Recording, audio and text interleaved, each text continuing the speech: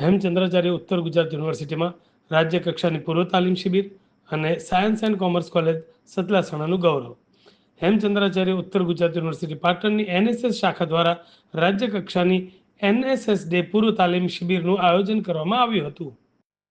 આ શિબિરમાં science and commerce college સતલાસણાના 6 વિદ્યાર્થીઓએ વિવિધ સ્પર્ધામાં ભાગ લીધો હતો, જેમાં તેઓએ ઉત્કૃષ્ટ પ્રદર્શન કર્યું.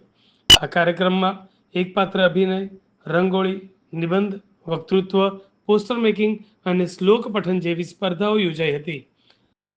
આ તમામ સ્પર્ધાઓમાં વિદ્યાર્થીઓએ પોતાની પ્રતિભા દર્શાવી. ખાસ કરીને બીકોમ સેમેસ્ટર 5ના વિદ્યાર્થી ઉર્વિશ મોદીએ એકપાત્રીય અભિનયમાં સ્પર્ધામાં સમગ્ર યુનિવર્સિટીમાં પ્રથમ સ્થાન પ્રાપ્ત કરીને કોલેજનું ગૌરવ વધાર્યું છે. ઉર્વિશ મોદીની આ સફળતા બદલ સાયન્સ એન્ડ કોમર્સ કોલેજ પરિવાર અને મંડળ તરફથી તેમને હાર્દિક અભિનંદન પાઠવવામાં આવે છે.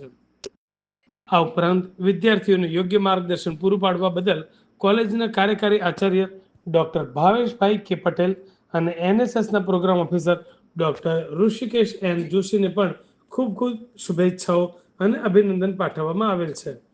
તેમના માર્ગદર્શન હેઠળ જ તમામ વિદ્યાર્થીઓએ આ શિબિરમાં નોંધપાત્ર પ્રદર્શન કર્યું.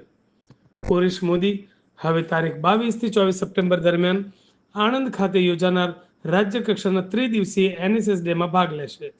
તેઓ આ પ્રતિષ્ઠિત કાર્યક્રમમાં હેમચંદ્રાચાર્ય ઉત્તર ગુજરાત યુનિવર્સિટી પાટણનું પ્રતિનિધિત્વ કરશે. આ અહેવાલમાં આપવામાં આવેલી માહિતી અનુસાર કોલેજ અને યુનિવર્સિટી બંને માટે આ ગૌરવપૂર્ણ ક્ષણ છે, જે વિદ્યાર્થીઓની મહેનત અને તેમના શિક્ષકોના માર્ગદર્શનનું પરિણામ દર્શાવે છે.